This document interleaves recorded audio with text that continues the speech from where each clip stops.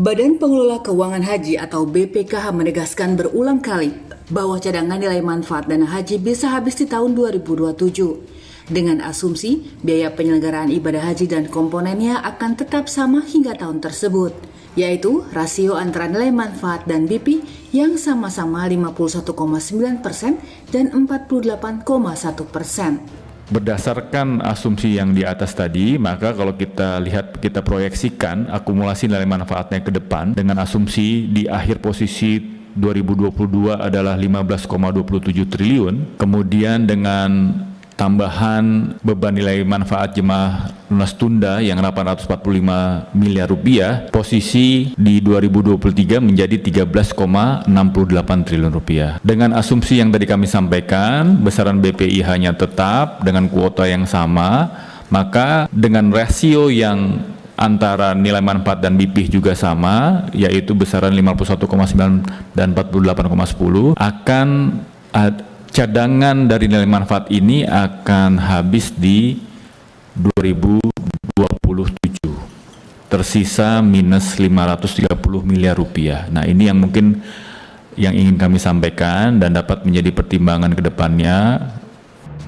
Sementara tahun ini sekitar 24.000 jamaah calon haji tidak mampu melunasi pembayaran biaya perjalanan haji hingga batas akhir 19 Mei 2023. Tahun ini, jamaah calon haji harus membayar 55,1% dari total biaya haji atau naik dibandingkan tahun lalu. Dapat kami sampaikan bahwa untuk kuota jemaah haji reguler telah dilakukan pelunasan sejak tanggal 11 April sampai dengan 19 Mei tahun 2023. Selama rentang waktu tersebut, diperoleh data jemaah haji yang telah melunasi sebanyak 179.044 jamaah dan cadangan yang telah melunasi sebanyak 29.775 jamaah.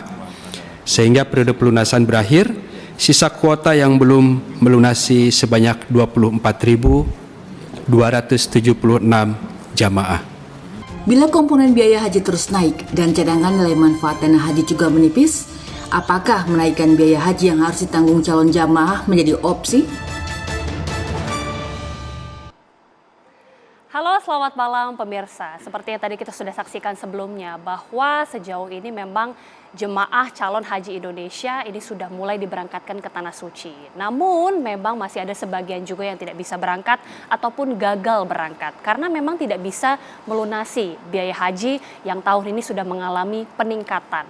Bahkan kita tadi sudah mendengar pernyataan juga dari Kepala BPKH, ada juga perkiraan atau dugaan atau prediksi bahwa tahun-tahun selanjutnya ini biaya haji akan semakin mengalami peningkatan dikarenakan nilai manfaat yang sudah mulai menipis. Nah, ini yang kemudian menjadi pertanyaan juga, apakah memang ibadah haji ini akan menjadi impian bagi sebagian orang saja?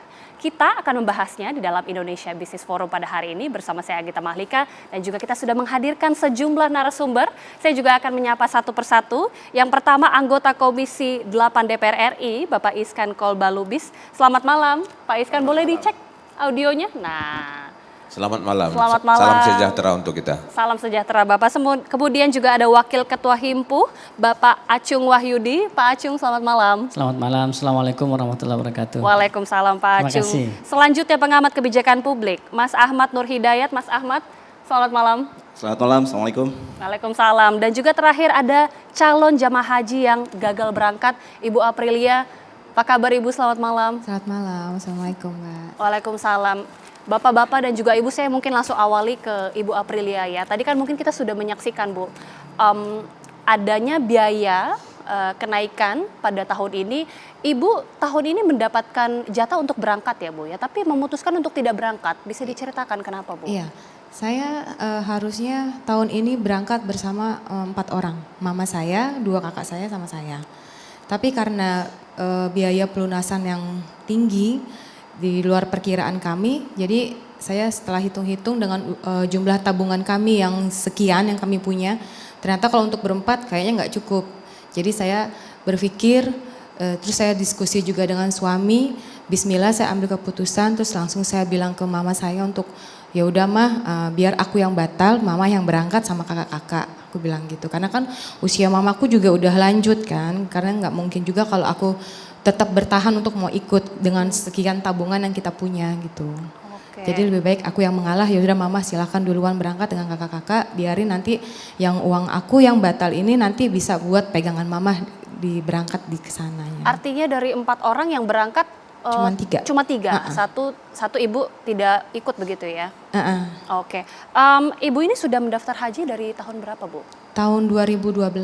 Sudah dari tahun 2012 ya. Artinya sejauh ini memang memutuskan tidak akan berangkat atau memang karena tidak bisa melunasi gitu ya. Bagaimana kemudian selanjutnya, Bu? Apakah nanti akan mendaftar lagi atau sampai saat ini kembali lagi ke nomor antrian awal? Sejauh ini sudah ada pemberitahuan? Kalau untuk mendaftar lagi kayaknya belum terfikir juga sama saya, karena kan dengar-dengar beritanya nanti kan jaraknya itu jarak tunggunya kan lumayan lama lagi. Saya juga berpikirnya kalau insya Allah kalau ada rezeki lagi mungkin bisa umroh dengan suami aja gitu. Tidak harus dengan pergi haji. Oke, tapi berarti opsinya mau ngambil uang aja atau gimana, Bu? Ambil uang aja kembali, yang pendaftaran setoran awal diambil, nanti itu kan mama saya berangkat tadi pagi kan udah berangkat. Iya. Nah itu uang pegangan itu kita minjam sama om kakaknya mama sama Uwa. Nah itu nanti kalau uang itu refund baru akan saya gantikan ke Uwa saya. Oke, uangnya itu sudah bisa diambil di Kementerian Agama atau Belum. sudah ada belum ya? Belum. Oke. Terima kasih Ibu Aprilia Iya, tadi sama-sama. sudah sharing. Saya mungkin bisa langsung minta tanggapan. Pak, ini kan ada salah satu suara dari masyarakat atau dari calon jamaah haji yang tidak bisa jadi berangkat. Sebenarnya mungkin bisa dijelaskan ya dari DPR. Bagaimana kemudian pernyataan dari BPKH katanya nilai manfaat ini sudah menipis sehingga memang nanti akan ada kenaikan lagi. Ini saja kita sudah lihat salah satu jemaah yang tidak jadi berangkat ini, Pak. Jadi memang kenapa ke depannya haji itu mahal? Karena 2 sebab. Pertama memang karena biayanya naik di Saudi, tapi yang kedua juga adalah karena salah mengelola keuangan haji. Dalam arti dana-dana keuntungan haji yang jumlahnya itu 5 juta, seharusnya kan setiap ada keuntungan itu dibagi rata kepada semua jemaah haji. Nah sekarang ini apalagi kemarin Menteri Agama ada salah menghitung, dia minta tambahan lagi 313 miliar. Kemudian sekarang ada 8.000 jamaah haji, butuh lagi 218.000, jadi 500 miliar itu penambahan. Kalau saya hitung-hitung sekarang keuntungan berjalan pun sudah kepake. Artinya gini, kalau keuntungan uang haji itu kan sampai Desember ya kan, kehitung. Tapi bulan April sudah nyetor kan, sudah bayar. Jadi keuntungan yang sampai Desember pun sudah kepake. Itu artinya keuntungan yang seharusnya dibagi kepada seluruh jemaah haji itu kemakan dalam tanda kutip kepada untuk yang haji yang sudah berangkat. Jadi sekarang sisa maka dibilang tadi tahun 2027 akan habis kalau tidak diubah manajemennya akan habis semua keuntungannya itu. Tapi pokoknya belum habis. Tapi kan keuntungan itu seharusnya kan dibagi kepada 5.000 jemaah 5 juta jemaah haji yang antri. Nah, itu berarti kan kepake. Maka satu-satunya jalan BPKH dan Kementerian Agama harus mengubah manajemennya. Pertama, harus nanti ada penyesuaian harga, harus nambah memang. Kalau tidak nambah, pasti nanti yang dirugikan jemaahnya akan datang. Jadi nanti seperti Ponzi dia. Nah, jadi jemaah haji yang dulu menghabiskan keuntungan yang akan datang. Terus yang kedua, Kementerian Agama juga harus juga merasionalisasi biaya haji. Karena selama ini umpamanya di Saudi antara pemondokan dengan catering itu beda-beda. Padahal itu kan setiap pemondokan di situ ada cateringnya. Nah, itu kalau nanti disatukan, jadi kita menyewa sekaligus cateringnya juga, kemudian transportasi itu jauh lebih murah. Jadi yang membuat juga haji itu mahal, mohon maaf ya sama Kementerian Agama, itu karena belum efisiennya pengelolaan dana haji itu. Dan itu semua masukan saya itu sudah saya sampaikan ya. Jadi itu benar yang dikatakan oleh BPKH itu sebetulnya itu warning ya. Begini loh kita ini. Ya terus terang kalau kita tidak ubah manajemennya tahun 2007 berarti semua keuntungan jemaah haji itu kan kemakan. Kemarin kita waktu menyetujui anggaran tambahan 218 miliar, kita buat dari BPKH mengambil satu kesimpulan bahwa dana haji aman, ya kan? Sekarang saya tanya, dana haji aman maksudnya belum kemakan yang namanya setoran awal yang 25 juta. Nah, yang sekarang jumlahnya sekitar 145 juta. Nah, tapi kalau ini tidak dikelola dengan baik, ini sudah jelas keuntungan jemaah haji yang akan datang sudah kemakan oleh jemaah haji yang sebelumnya. Makanya dia BPKH dan Menteri Agama harus serius melakukan langkah-langkah, umpamanya tadi efisiensi biaya di Saudi. Yang kedua, nah BPKH juga selama ini keuntungannya itu hanya sekitar 6,2%. Itu kan kecil. Jadi logikanya begini tuh. Jemaah haji itu kan biayanya itu sekitar 90 juta ya. 90 juta dari mana dapat angkanya? Jemaah haji menyetor 25 juta ya kan. Kemudian kemarin dia melunasi 23. Biasanya dia melunasi kan cuma 10 kan. Berarti udah naik 13, udah bagus. Kemudian ada dana untung virtual yang dibagikan ke jemaah 2 juta. Jadi 40 berapa itu? Jadi 46 juta, 44 juta. Nah, masih kurang 46 juta. Nah, 46 juta itu dari mana dapat nanti? Nah, jadi keuntungan tadi kalau jemaah dia menyimpan uangnya 10 juta, berarti kan dia dapat 60%.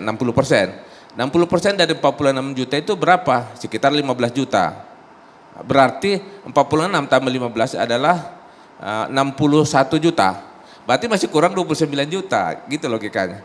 Kan ini sederhana sebetulnya, seperti kita mau bangun rumah, berapa sih biayanya, ya kan? Biaya barang-barang sekian, biaya tukang sekian, itu harus ada. Kalau enggak jadi tuh barang kan. Nah, kan kalau kurang berarti kita minjam. Ini sekarang jemaah haji tetap kita berangkatkan. Terus dari mana dananya? Itu mengambil keuntungan yang tahun berjalan. Bahkan keuntungan tahun berjalan sudah diambil gitu. Artinya keuntungan sampai bulan Desember dihitung. 6% kali 145 juta. Dapat umpamanya 9 juta, 9 triliun. Itu sudah dipakai. Padahal seharusnya keuntungan tahun berjalan itu adalah dibagi rata dengan jemaah haji sesuai dengan waktu dia menyetor. Makin lama dia menyetor, kan seperti sistem dari dulu saya bilang itu BPKH harus membuat sistem asuransi, harus ada aktuaria gitu.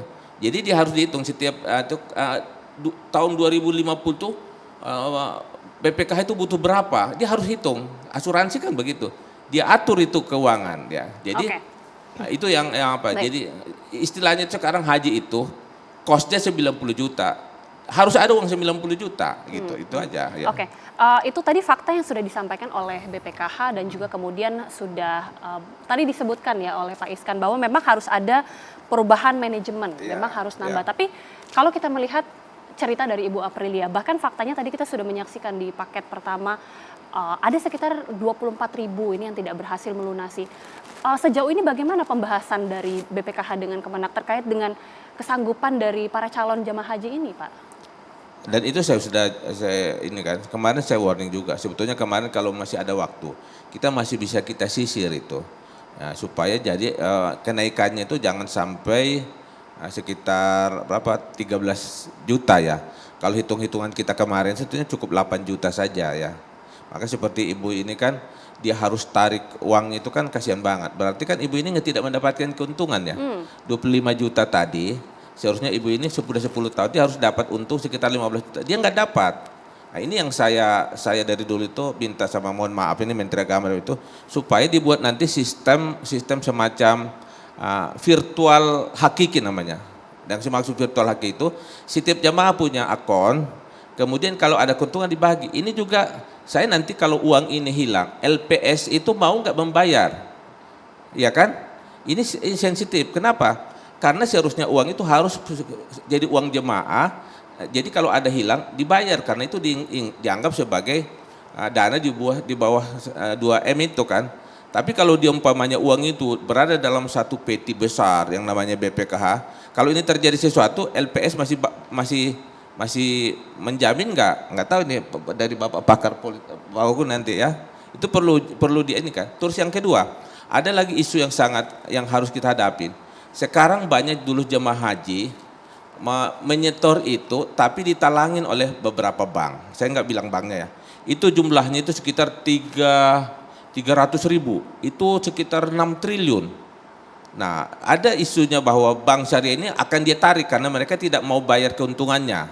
Ini isu besar juga. Kalau jemaah itu tidak jadi berangkat kan kasihan juga. Nah, ini kita harus nanti temukan dengan bank-bank yang melakukan pelunasan cepat itu, gimana jalan keluarnya. Padahal mereka kan sudah dapat kuota. Nah sekarang kalau mereka dapat kuota tapi dia nggak mau melunasi atau dia tidak bayar keuntungannya. Nah bank pemain dia tarik uangnya itu, kan jadi hilang kuotanya. Itu kan sekitar 7 triliun. Nah saya lihat juga sebetulnya dana jemaah haji yang sekitar 150 triliun tidak bisa diolah dengan maksimal oleh BPK karena dalam undang-undang 2 keberangkatan haji dia tidak boleh menginvestasikan jangka panjang. Jadi hanya berbentuk tabungan-tabungan biasa. Itu sekitar hitung itu sekitar 40 triliun. Jadi uang yang 150 triliun kalau kita hitung-hitung tidak besar lagi. Karena 22 penerbangan dia nggak bisa dipakai dengan investasi jangka panjang.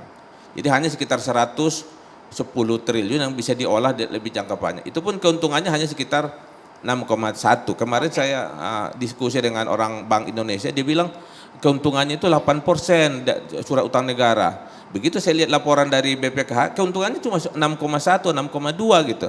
Terus dari mana dapat yang 8%? Ternyata saya lihat ada beberapa produk yang dibeli dari surat utang negara itu dia dapat untung 8%. Tapi kan kecil jumlahnya gitu. Mungkin Bapak dari lebih tahu mungkin juga. Nanti kita juga akan mendengarkan tanggapan dari narsum lain, tapi memang tadi harus dibilang ya, harus ada perubahan manajemen. Kita akan jeda dulu, kita kembali sesaat lagi pemirsa.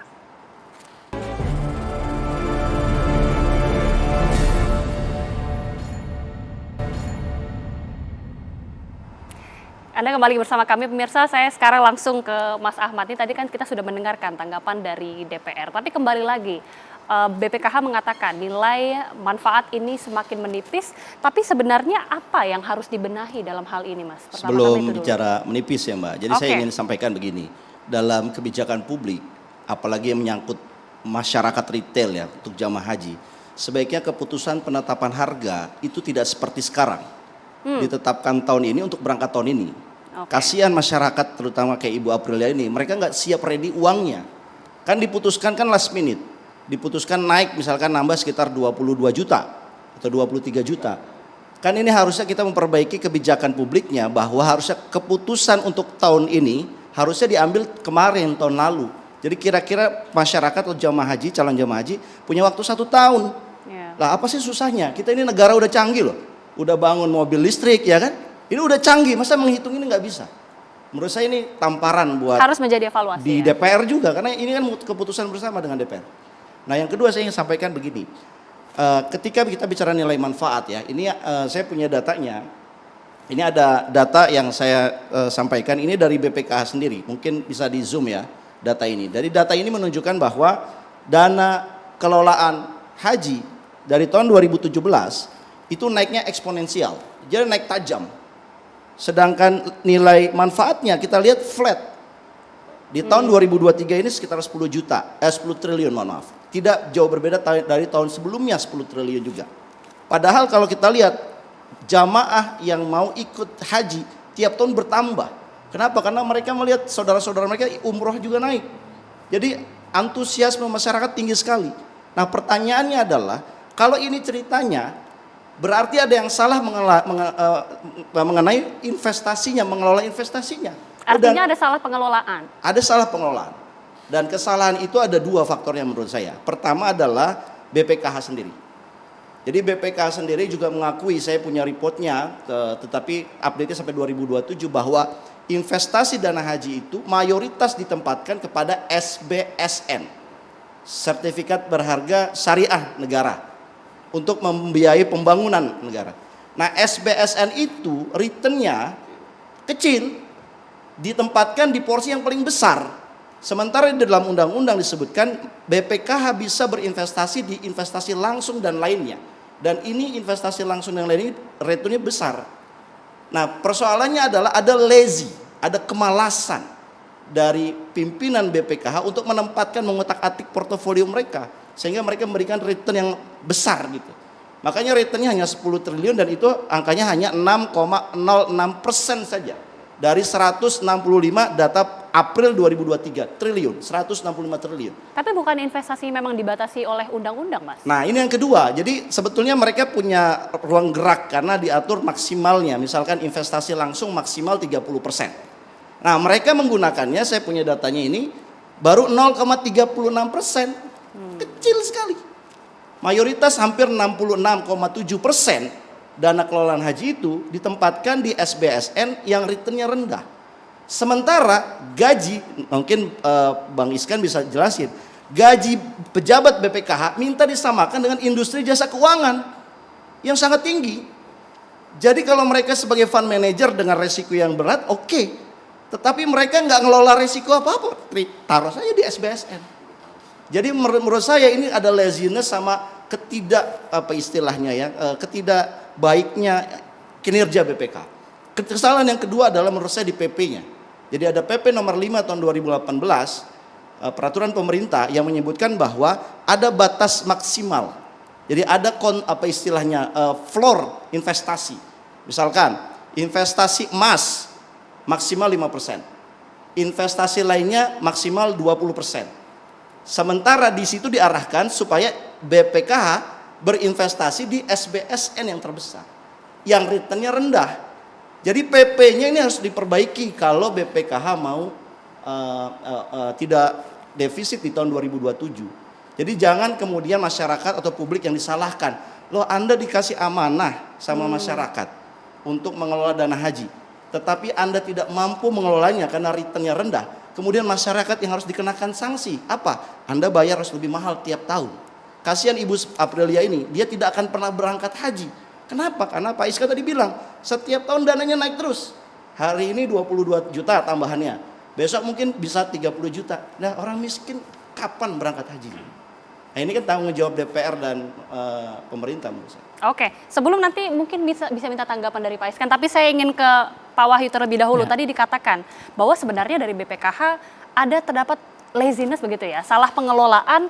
Sependapatkah dengan hal itu atau punya pandangan yang berbeda? Atau sebenarnya sesuai, memang ini harus mengalami peningkatan, tahun depan juga harus mengalami peningkatan? Ya, dari pandangan kami Asosiasi Himpuh, BPKH ini memang harus kreatif, inovatif, dan produktif tadi untuk penempatan dana haji. Jadi dalam dana haji ini bisa juga ditempatkan di pos-pos yang menguntungkan besar seperti di Arab Saudi untuk urusan haji, atau juga mungkin di negara-negara Islam yang lebih maju ya, untuk bisa kita mendapatkan pendapatan yang lebih besar. Jadi intinya kreatif, inovatif, dan produktif dari sisi BPKH-nya. Nah, kami dari Himpuh ini ada suatu hal yang juga menurut saya penting untuk bisa mengurangi beban BPKH dalam keuangan haji. Salah satunya adalah mengusulkan untuk mutasi haji reguler ke haji khusus. Hal ini barangkali nanti dari Komisi 8 di tahun-tahun ke depan dalam merevisi Undang-Undang 8 2019 itu bisa mulai dibahas, karena haji reguler ini yang sudah daftar 10 atau 20 tahun yang lalu boleh jadi mampu untuk pindah ke haji khusus, sehingga ini juga bisa mengurangi beban BPKH di dalam dana hajinya. Dan ini pun nanti regulasi dan mekanismenya tentu akan dibahas dan diatur di dalam undang-undang ataupun KMA, Keputusan Menteri Agama, ataupun Skep Dirjen, sehingga nilai keadilan di dalam mutasi haji reguler ke khusus ini juga tetap berpegang teguh pada first come first serve itu ya. Jadi kalau dari Himpuh sendiri memang mencari solusi berikutnya adalah dalam penyelamatan keberangkatan haji ini, harapannya juga peran pemerintah bisa ditingkatkan untuk menambah subsidi haji. Walaupun ini mungkin pembahasan dengan Menteri Keuangan ataupun via terkait juga cukup banyaklah tahapan-tahapannya. Tapi memang menurut saya ini hajat hidup orang banyak ya. Tadi Bu Aprilia salah satunya, atau mungkin juga banyak yang lainnya tadi orang miskin yang perlu juga keinginan berhaji. Ya. Kan mereka sudah pada daftar, tapi mana mungkin bisa pergi haji kalau terus naik seperti ini.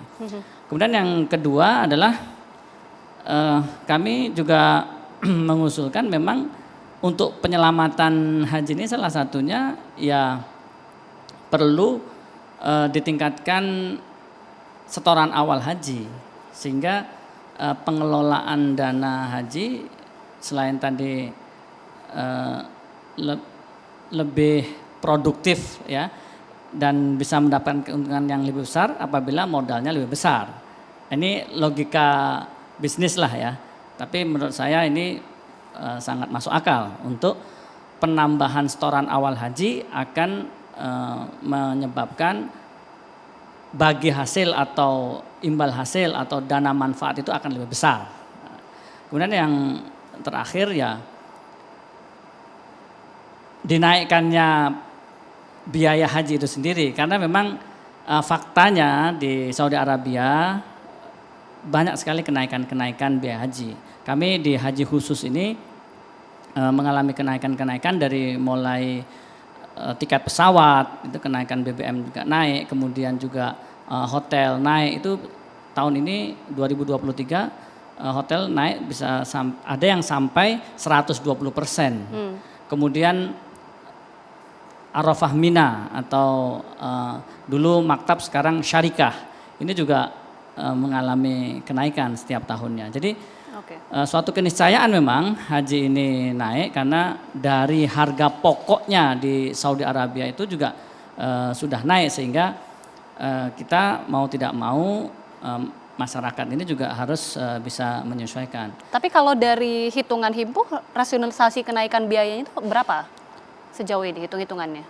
Rasionalisasi kenaikan haji khusus atau haji khusus ini, kalau kami kebetulan dari haji khusus ya, masih dari tahun 2022 sampai 2023 ini masih oke kenaikannya, tidak terlalu signifikan, tidak sampai 50%, hanya ya 20 sampai 30% masih oke lah.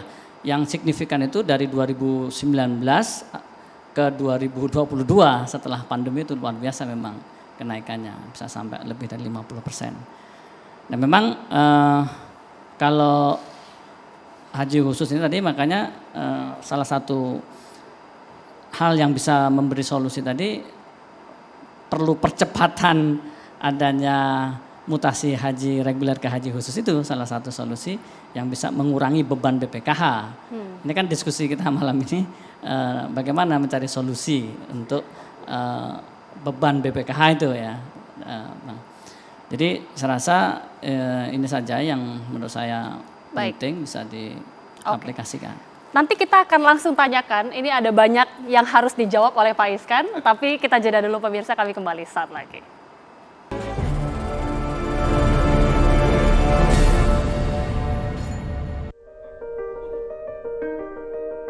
Aku gagal tuh, dek, duit itu udah kata nama lagi, dek. Baca lagi itu, dek. Nggak ada lagi, Ibu ya. Iya. Ibu hidup sendirian. Iya. Pada waktu itu tahun berapa Ibu daftar haji itu? 2010, dek. Berapa uang yang sudah masuk itu? 25.100.000. Udah 25.100.000. Belum dikembalikan. Belum, dek. Ibu berharap dikembalikan nih. Oh, diharap dia untuk makan. Untuk makan ya. Enggak dia untuk apa-apa. Untuk makan. Tapi niat Ibu masih pengen naik haji itu. Masih, dek, kalau ada namanya, kalau ada orang namanya aku masih, dek. Kalau udah itu dia balik bayar untuk makan, dek. Ya, itu tadi kita sudah mendengar salah satu kisah juga dari salah satu calon jemaah yang gagal berangkat. Ini mungkin kembali ke Bu April ya, Bu. Ini tadi kita sudah melihat salah satu ibu-ibu yang kemudian bahkan sampai bercucuran air mata. Sebenarnya waktu itu sebelum ada informasi kenaikan, sudah menyiapkan berapa, Bu? Dan persiapannya seperti apa tadinya? Kalau kita tuh nabung dari tahun 2012, dari awal setelah daftar itu kita langsung menabung untuk berempat sampai ke 2017 dengan total 120 juta. Tapi karena pelunasannya yang tinggi buat kami untuk berempat untuk dilunaskan karena uangnya juga nggak cukup. Jadi 120 juta tuh saya pikir nggak cukup, jadi saya batal aja akhirnya. jadinya tadinya saat dikasih tahu ada kenaikan itu harus menambah berapa? 26,3. 26,3 Iya. ya. Akhirnya karena biaya yang cukup tinggi itu memutuskan tidak jadi berangkat, Iya. 3 saja yang berangkat gitu Iya. ya. Oke, terima kasih Ibu April. Tapi apakah mungkin masih ada harapan sejauh ini Bu, keinginan dari Ibu April sendiri atau memang ya sudahlah, sudah direlakan saja dan mau diambil saja uangnya? Kalau harapan sih sebenarnya masih pengen ya untuk pergi gitu kan, karena kan untuk ibadah kan. Tapi kalau memang misalnya masih ada jalan yang lebih baik atau gimana untuk umroh atau gimana, mungkin bisa. Oke, saya ingin kembali langsung ke Pak Iskan. Pak Iskan ini kan tadi Mas Ahmad sudah mengatakan, Pak Wahyu juga sudah mengatakan bahwa BPKH ini kok terkesan ada salah pengelolaan bahkan kurang kreatif. Ini mungkin tanggapannya dari DPR bagaimana? Yang pertama memang kita harus mengubah undang-undang ya supaya BPKH lebih bebas. Memang saya lihat ini BPKH ini juga seperti tersandra ya, karena 70% anggaran itu yang dari 157 triliun ya, itu berbentuk surat utang jangka panjang 10 tahun gitu. Itu kan nanti ketika dia melakukan investasi langsung atau investasi emas, kan nggak bisa dia tarik gitu. Nah kemarin juga ada selentingan juga, bahkan ketika BPKH mengambil uang 5 triliun untuk melakukan investasi langsung, baru mengambil, sudah ditelepon katanya oleh OJK. Karena jangan mengambil uang mendadak begitu, nanti bisa bank syariah ini bank syariah ini goyang gitu ya, karena uang di bank syariah itu juga kan berputar juga. Tapi ini kan alangkah tidak adilnya gitu, kalau pemerintah, Bank Indonesia dan Menteri Keuangan kan dia banyak sisi lain, dia bisa bikin surat utang negara lain, dia mencetak uang segala macam. Janganlah uang jemaah haji itu ditahan-tahan untuk investasi langsung, karena itu menguntungkan jemaah haji. Kalau dia hanya sekitar 6% aja di Bank Indonesia di sukuk itu keuntungannya, kan akan jemaah haji nanti seperti ibu ini nggak jadi berangkat ya. Terus dia kalau diambil uangnya dia nggak dapat untung. Terus gimana dong keadilan itu kan gitu kan. Maka kan PKS itu dari awal ini memang sangat kritis gitu, karena kita kan harus membela keumatan gitu ya. Ibu ini nggak jadi berangkat, dia ambil uangnya 25 juta. Kalau bisa ibu jangan ambil Bu, karena ibu nanti nggak dapat keuntungan. Sabar dulu mungkin dapat uang, nanti pas tahun depan, tahun berikutnya baru berangkat lagi ya. Maka itu yang saya dulu tegas, supaya sistem virtual akunnya itu yang sempurna. Jadi setiap bulan itu jamaah itu dapat keuntungan itu. Jadi tidak dioper-operin. Ini kan keuntungannya gini. Jamaah aja punya keuntungan, tapi dimasukin ke satu ember besar gitu kan. Yang apalagi dibilang abang kita tadi itu tidak dijamin LPS itu jadi masalah juga, walaupun BPKH selalu mengatakan itu dijamin gitu, tapi nanti kita minta penjelasan lah dari OJK itu apa memang benar-benar dijamin gitu ya. Oke, saya boleh minta tanggapan dari Mas Ahmad, bagaimana kemudian ini jawaban langsung dari Pak Iskan tadi? Iya, pertama kita sebagai publik ya berharap DPR dan pemerintah ini cermat dalam mengevaluasi BPKH. Menurut saya BPKH ini perlu diaudit terutama investasinya kemana saja, karena ini persoalan imbal hasil yang sangat minim menurut saya. Saya punya data, misalkan portofolio dana haji 2018 sampai 2021 ya ditempatkan di bank syariah itu 32%. Ini juga bermasalah. Kenapa menurut saya? Karena imbal hasilnya itu di tabungan atau di bank syariah itu cukup kecil, hanya 5,2%. Kemudian di SBSN dan SDHI ini kalau di total sekitar 65%, paling besar. Cuman kita lihat berapa imbal hasilnya dia. Di sini disebutkan SBI itu 6,85 atau kalau tahun 2023 ini 8%. Nah, yang investasi langsung yang tadi saya sampaikan memberikan imbal hasil tinggi, ini bisa sampai 9%, itu ternyata ditempatkan investasi langsung itu hanya 0,66%. 0,66% yang memberikan imbal hasil paling tinggi. Ini kan apa istilah kalau bahasanya ngaco. Jadi saya kira ini perlu dievaluasi Pak Iskan, nih PKS dan partai yang ada di DPR harus berani evaluasi ini. Kalau ceritanya kayak begini ya, kepala dan anggota serta pengawas BPKH nggak layak menikmati gaji yang setara dengan pengelola jasa keuangan. Karena ini menurut saya sangat tidak pas ya untuk sebuah badan pengelola dana haji. Malaysia, saya ingin sebutkan, mereka investasi Malaysia itu cerdas. Bahkan ada yang ke sawit dan investasinya di sawit di Indonesia. Saya punya datanya, mereka berinvestasi hampir 28.000 hektar karena harga sawit lagi tinggi. Mereka investasi di Indonesia dan kemudian dibawa ke Malaysia untuk dana haji. Nah, dana haji kita nggak ada investasi ke sawit. Tidak ada investasi ke properti di Mekah dan Madinah. Padahal Mekah dan Madinah kalau jamaah umroh kita saja itu 1 juta orang per tahun. Kalau kita bangun properti di Mekah dan Madinah untuk hotel BPKH ini, dibangun hotel terus jamaah haji tinggalnya di situ, itu bagi hasilnya lebih dari 10%. Malaysia juga melakukan investasi selain dari properti dan juga sawit, mereka juga investasi di maskapainya. Nah, di kita ini kan begini Pak, nanti saya mengomentari dari asosiasi, biaya haji itu bisa kok turun. Dan terbukti tahun 2023 ini turun dibandingkan tahun 2020, karena biaya masyairnya turun drastis. Ya, kalau di angka BPH-nya turun 500.000. Jadi kita membayangkan sebagai publik harga BPH ini harusnya turun lagi. Bagaimana cara turun? Saya punya rekomendasinya. Pertama, biaya operasional terbesar 33% dari biaya haji ini adalah biaya maskapai. Nah, kenapa nggak BPIH investasi di sukuk maskapai supaya ada return juga? Satu, yang kedua, biaya terbesar juga adalah di selisih kurs dari rupiah ke dolar, dolar ke real. Nah, ini kan bisa kerjasama dengan BI. BI punya lindung nilai kursnya. Bagaimana tidak tiap tahun naik, tapi dilindungi nilai. Kerjasamalah BPKH dengan Bank Indonesia. Banyak langkah yang kreatif yang bisa dilakukan. Mungkin ini bukan BPKH ya, tapi Dirjen Haji, karena operasional Dirjen Haji. Ini bisa dilakukan, tetapi tidak dilakukan. Dan sayangnya DPR tidak menampar Kemenak dan juga menampar BPKH. Padahal banyak hal yang bisa kita kritisi gitu, dalam rangka menekan biaya operasional dari haji di Indonesia. Oke, gimana tanggapannya Pak Iskan? DPR nih kok terkesan tidak menampar gitu ya Pak? Kalau PKS itu jelas di sikapnya, bahkan kemarin kan kita menolak ya kan. Jadi kita sudah punya hitung-hitungan itu semua, dan kita semua, hampir semua yang kita jalan keluar itu ada seperti hitungannya. Bahkan kita punya BPIH dan BP sandingan seperti APBN pembanding gitu ya. Tapi kan kalau Menteri Agama selalu mengatakan ini waktu sangat mepet begitu kan. Memang sengaja dibuat mepet begitu kan.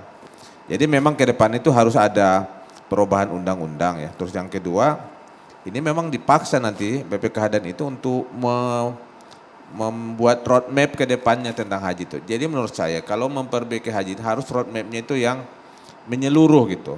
Bagaimana cara penyiapan dia perumahan di sana harus lebih murah, pengelolaan dananya bagaimana. Kemudian juga ke depan negara harus memberikan modal awal bagi BPKH.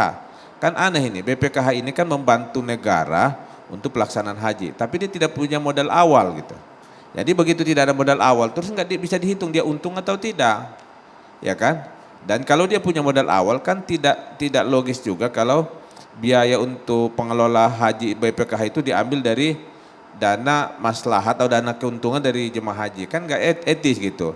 Makanya dia bilang nanti harus dia punya modal awal, katakanlah kasih modal awal 30 triliun. Nanti ke depannya supaya tidak ada lagi kita menyiapkan dana harus ditahan dua kali pergi haji, itu kan besar sekitar 38 triliun. Jadi nggak bebas dia berinvestasi gitu.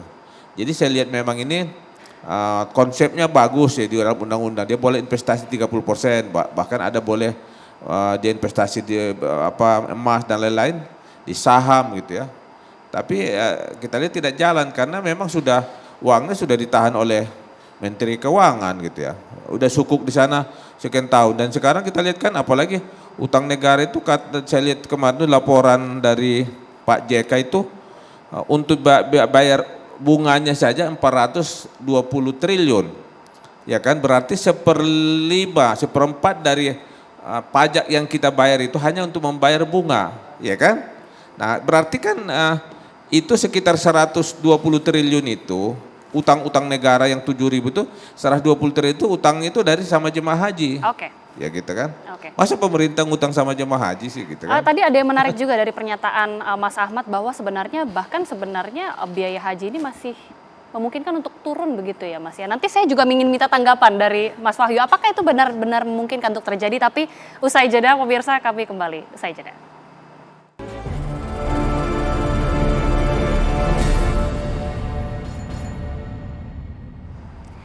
Ya, masih bersama kami di Indonesia Business Forum. Saya langsung ke Mas Wahyu. Tadi menarik sekali pernyataan dari Mas Ahmad. Apakah mungkin ini biaya haji bahkan jadi turun gitu, Mas? Biaya haji apakah mungkin bisa turun? Kalau dari haji reguler mungkin saja, karena ketika tadi optimalisasi biaya haji ini maksimal, maka jamaah yang tadinya mestinya nyetor 25 juta dengan optimalisasi dana dari BPKH itu dia bahkan dapat pengembalian dana bukan penambahan biaya. Itu kalau dari segi manajemen keuangan ya. Tapi kalau dari real cost di Saudi Arabia secara total itu kami alhamdulillah sebagai praktisi haji sudah puluhan tahun ini belum pernah turun ya. Ini real ya, ini real. Artinya secara total belum pernah turun. Makanya langkah-langkah dari semua pihak, terutama malam ini kan BPKH kita harapkan bisa memaksimalkan optimalisasi pendapatan haji ini bisa memberikan kemanfaatan yang lebih besar kepada calon jamaah haji.